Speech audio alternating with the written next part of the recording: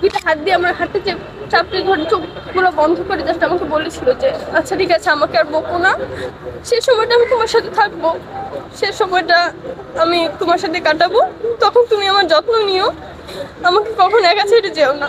সবাই তো আপনাকে মনে হয় যে সে জীবনটা নিজের মারা গেছে, এটা বড় আক্ষেপ হয়ে থাকবে আপনার জীবনে?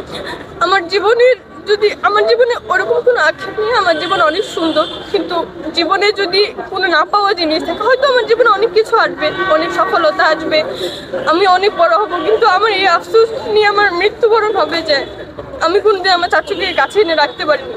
আমার চাচুর যে স্বপ্ন ছিল আমার কাছে এসে থাকবে, শেষ সময়টা আমাকে 1 মিনিটের জন্য সৃষ্টি করতে দেননি।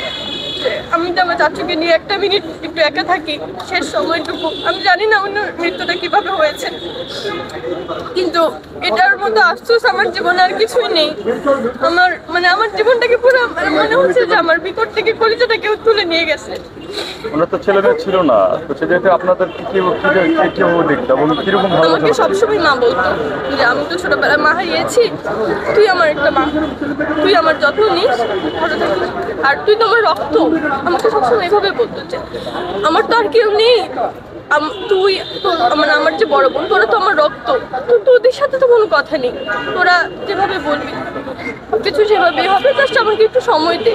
আমার কিছু কাজ আছে, ব্যাংকিং কিছু কাজ আছে, সব মিলিয়ে আমি যেহেতু ঢাকায়, আমার কেন্দ্র ছোটো থেকে ঢাকায় থেকেছি, অনেক ধরনের কাজ ছিল, তো আমাকে বলেছিল যে সেটুকু আমাকে শেষ সময়টুকু দিয়ে আমি এগুলো গুছিয়ে আমি মানুষের হতে তোদের কাছে চলে যাবো। এই যে অসম্পূর্ণ কাজগুলো রেখে হঠাৎ করে চিরবিদায় এবং সব স্মৃতিচারণ সব মিলিয়ে কেমন লাগছে এই মুহূর্তে, আসলে কি মনে করছে আপনার?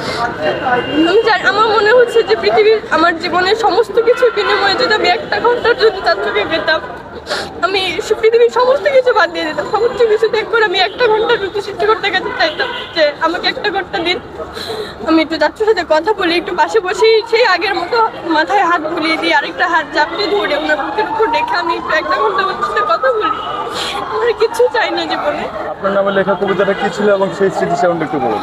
আমার কবিতা, আমার গালে আসলে চাচুর গালে 2টা টোল পড়তো, সেম ওনার মতো আমার গালেও 2টা টোল পড়ে, তো এই টোল নিয়ে একটা কবিতা ছিল।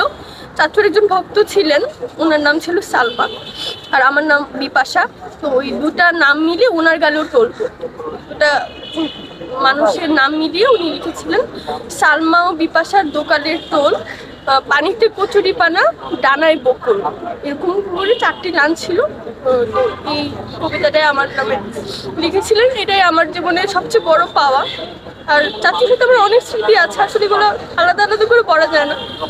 আমি যখন থেকে শুনেছি ঘটনাটা, আমার প্রত্যেকটা স্মৃতি, যখন থেকে ওনার সাথে কথা বলা, দেখা করা, সবকিছু স্মৃতি, আমার ফোনে কথা বলা, আমাদের ভিডিও কলে কথা হতো, তো সব মিলে আসলে এটা আমি ভাবতে পারছি, আমি বিশ্বাসই করতে পারছি না যে আমার চাচু আর নেই এই পৃথিবীতে।